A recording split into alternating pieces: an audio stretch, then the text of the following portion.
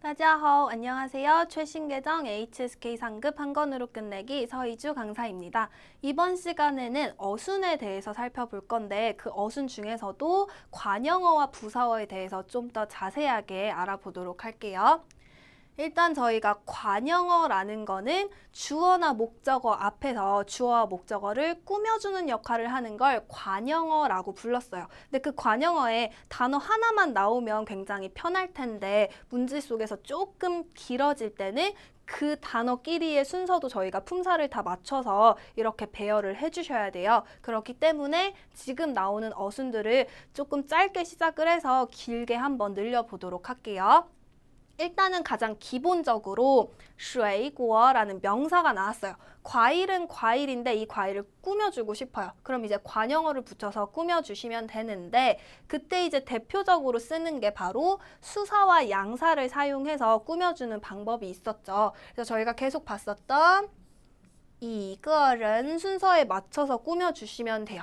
그랬을 때 이제 지시대사가 함께 출연을 하면 지시대사라는 거는 이렇게 나 단어들을 지시대사라고 저희가 하고 있죠. 그럼 이 순서에 맞춰주시면 되는데 때에 따라서 이 수사는 1일 경우에는 생략도 가능했었죠. 그래서 순서가 一个人에서 这个人 이렇게도 사용이 가능했어요. 그리고 여기에 나와 있는 이제 시에 같은 경우는 어떻게 되죠? 한 개, 두 개 해서 복수 형태라고 보시면 되죠. 그냥 이렇게 한 개가 아니고 여러 개가 있으면 시에를 사용해서 마찬가지로 지금 여기에 양사가 들어갔다고 보시면 돼요. 복수 형태의 양사가. 그래서 这些水果 이 순서 맞춰주시면 되는 거겠죠. 그래서 지시대사랑 수사양사가 나오면 그 순서는 这些水果 이렇게 배열을 한다라고 봐주시면 되고 좀 더 이제 길어졌어요. 보시면 这条红色的裙子라고 되어 있죠. 조금 긴데 마찬가지로 裙子, 치마를 꾸며주려고 이렇게 앞에서 단어들이 쭉 배열이 되어 있고 그랬을 때 간단하게 지시대사, 수사, 양사까지는 저희가 본 그대로 그쵸? 그대로 나와 있고 그리고 나서 여기서도 조금 부족해서 저희가 좀 더 길게 형용사를 사용해서 꾸미고 싶어요. 그러면 형용사를 그대로 붙여주는 게 아니고 누구를 붙여줘요? 구조조사 더가 출연을 했네요. 명사를 꾸며주고 싶은데 앞에서 형용사로 꾸며주고 싶을 때는 이렇게 더를 붙인다라고 했었죠. 연결고리라고 생각해 주시면 돼요. 이 형용사 붙이고 연결고리 사용해서 이렇게 묶어주신 다음에 형용사는 정도부사도 좋아하니까 정도부사도 있다면 정도부사도 함께 묶은 후에 이렇게 꾸며주시면 돼요. 그리고 나서 이제 아까 전에 봤던 그대로 지시대사, 수사, 양사 순서에 맞춰서 이렇게 합쳐주시면 되는 거겠죠. 순서가. 그래서 이렇게 돼요. 치마는 치마인데 红色的裙子 빨간색이라는 이제 색깔로 꾸며주는 거죠.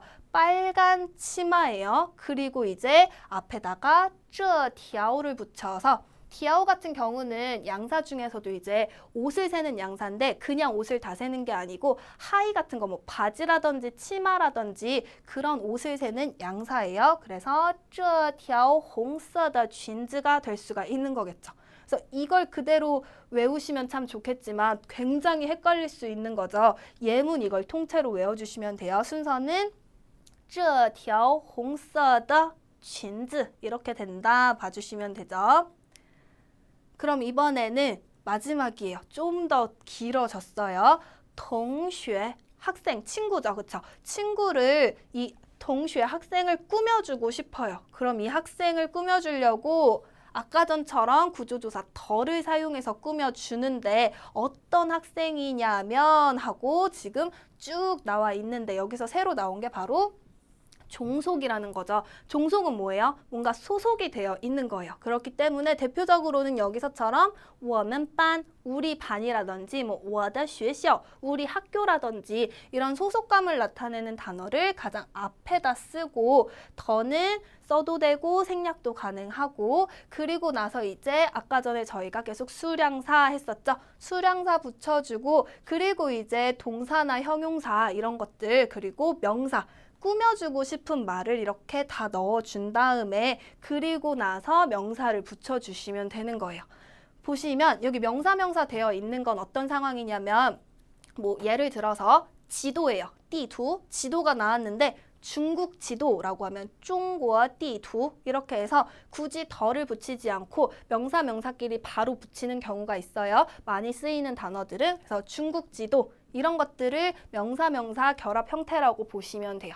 그래서 여기서는 지금 저희가 문장 속에서는 필요가 없기 때문에 생략을 했고 여기서 중요한 건 이제 종속되는 그 부분이 맨 앞으로 온다. 이것만 기억해 주시고 나머지는 저희가 봤던 그 순서 그대로예요.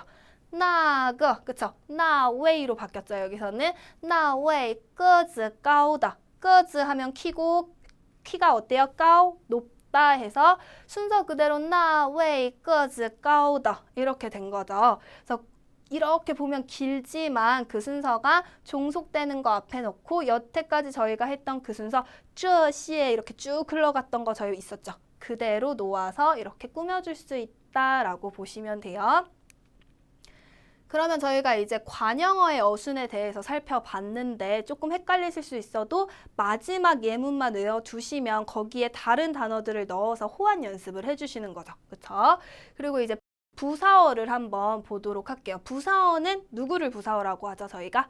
수어를 꾸며주는 성분 중에 앞에서 꾸며주는 걸 부사어라고 부르고 있죠. 그래서 이 부사어도 마찬가지로 다른 단어들이 여러 개가 같이 출현을 하면 그 순서를 잘 맞춰주셔야 돼요. 보도록 할게요. 일단은 동사가 출현을 했고 이 동사를 꾸며주고 싶은데 부사어는 앞에서 꾸며주는 거였죠. 이렇게 앞에서 꾸며주시면 돼요. 근데 그랬을 때 형용사로 꾸미고 싶으면 그대로 형용사를 바로 붙여버리는 게 아니고 여기에다가 구조조사 덜을 사용해서 내가 지금 명사가 아니고 동사를 꾸밀 거야 라고 표시를 해주시는 거죠. 그렇죠? 연결고리라고 보시면 돼요. 그래서 高兴地回家 하면 기쁘게 집으로 간다 라는 게 될 수가 있겠죠. 그래서 지금 더의 모양이 관형어랑은 달라요. 잘 보셔야 돼요. 그래서 형용사로 꾸미는 방법 저희가 살펴봤고 그 다음에 이제 일반 부사 더하기 부정부사 동사 이거 나왔는데 부사끼리의 순서를 맞춰달라는 거예요.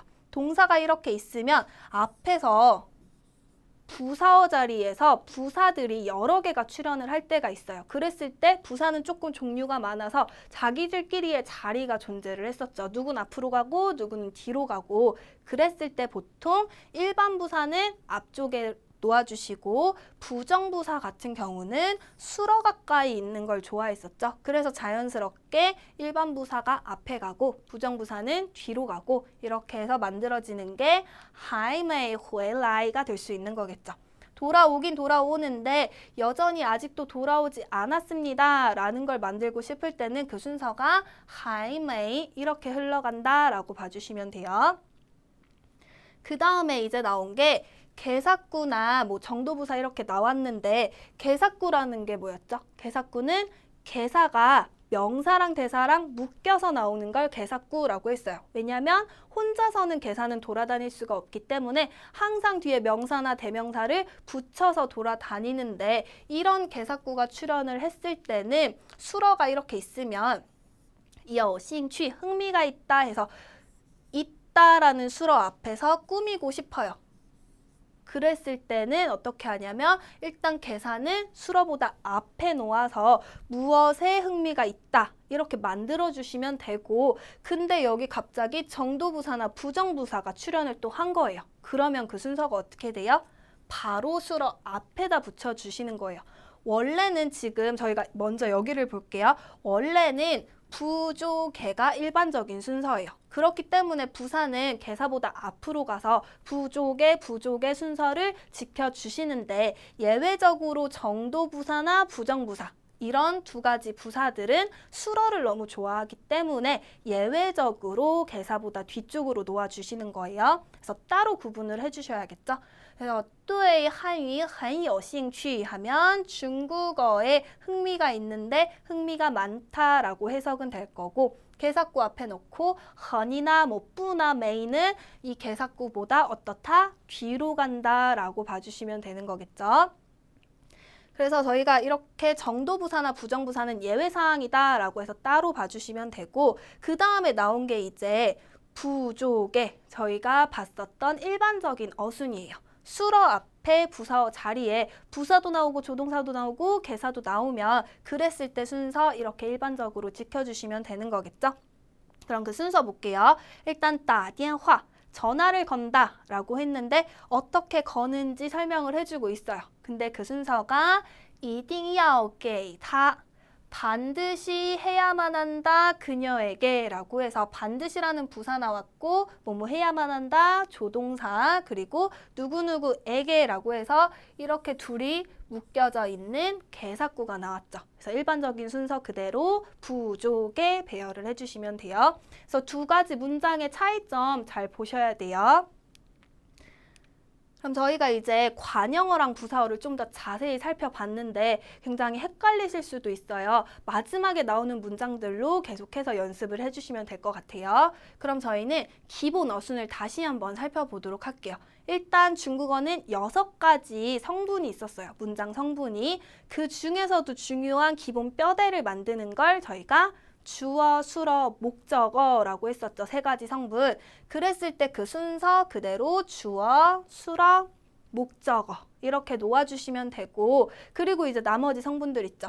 관형어, 부사어, 보어 이런 것들은 꾸며주는 수식 성분인데 그 위치가 전부 다르다. 그리고 관형어는 주어를 꾸며주는데 누구를 사용해요? 그렇죠. 이렇게 생긴 구조조사 더를 사용하고 부사어는요. 수러 앞에서 꾸며주고 있는데 사용하는 구조조사 모양이 이렇게 생겼어요. 그리고 수러 뒤에서 꾸며주는 성분을 보어라고 부르고 구조조사는 이렇게 생겼죠. 그래서 3가지 구조조사를 잘 구분을 해서 누구랑 함께 묶이는지를 잘 판단을 해주셔야 돼요. 그럼 저희가 문장을 한번 보도록 할게요. 我的朋友很想做完今天的工作. 일단 해석을 해볼까요? 나의 친구는 뭐뭐 하고 싶어요. 做完 끝내고 싶어요. 오늘의 일을 이라는 문장이에요. 그러면 여기서 주어, 수러, 목적어를 먼저 찾아주셔야겠죠. 이렇게 다 따로 있을 테니까. 그럼 여기서 주어, 수러, 목적어. 일단 주어는 친구가 될 수 있을 거고 친구는 做 한다 무엇을 工作 해서 섞여 있겠죠. 실제 문제에서는 섞여 있었는데 朋友做工作 일단 이걸 먼저 배열을 해주시는 거예요. 그러면 주어, 수러, 목적어 기본 뼈대를 잡았으니까 나머지는 어떻게 해줘요? 나머지는 각각 의미에 맞게 이제 꾸며주는 역할로 위치를 잡아주시면 되는 거죠. 그럼 我的 더 뒤에는 누가 붙었죠? 여기서 주어나 목적어, 그쵸? 주어나 목적어를 봤을 때 워더가 붙으면 어울릴 만한 걸 찾아주시면 되는 거예요. 그러면 꽁주어보다는 방요한테 어울리겠죠? 그래서 我的朋友 해주시면 되고 그 다음에 이제 很想 하면 아주 뭐뭐 하고 싶다라는 조동사가 출현을 했네요. 조동사 같은 경우는 주어와 수러 사이에 있는 걸 좋아해요. 부사어 자리. 그래서 부사어 자리에다 넣어서 이 동작을 아주 하고 싶다 이렇게 놓아주시면 되겠죠. 그리고 이제 여기서는 완이 붙어 있는데 보통 이제 이렇게 문제 속에 붙어 있는 경우도 있고 간혹 떨어져 있는 경우도 있어요. 근데 做完 계속 익숙해지시면 그렇게 어렵지 않게 찾으실 수 있을 거예요. 완이 혹시라도 떨어져 있어도. 그래서 다 했습니다. 보어가 살짝 붙어줬고 마지막 이제 찐티엔더가 남았어요. 그러면 오늘의 무엇 해서 마찬가지로 주어나 목적어에 붙일 수가 있겠죠. 더가 붙어 있으니까. 그러면 어울릴 만한 거 오늘의 일 해서 꽁주어를 꾸며주시면 되는 거죠. 그럼 이제 완성됐어요. 올바른 문장을 완성을 했고 이 문제를 푸실 때는 항상 주어, 수러, 목적어 일단은 수러 먼저 잡아주시는 게 좋아요. 주술목 잡아주시고 각각 이 조사들이 출현을 해준다면 힌트가 될 수가 있겠죠. 어디 앞에 어디 뒤에 붙이면 되니까. 그래서 조사가 나왔으면 그걸 힌트로 문제 풀어주시면 되고 나머지 수식 성분들은 각각의 의미에 맞게 위치를 배열해 주시면 되는 거겠죠. 그래서 어수는 저희가 이렇게 한번 다시 정리를 해봤어요. 이 시간은 여기까지 하도록 하겠습니다. 수고하셨습니다.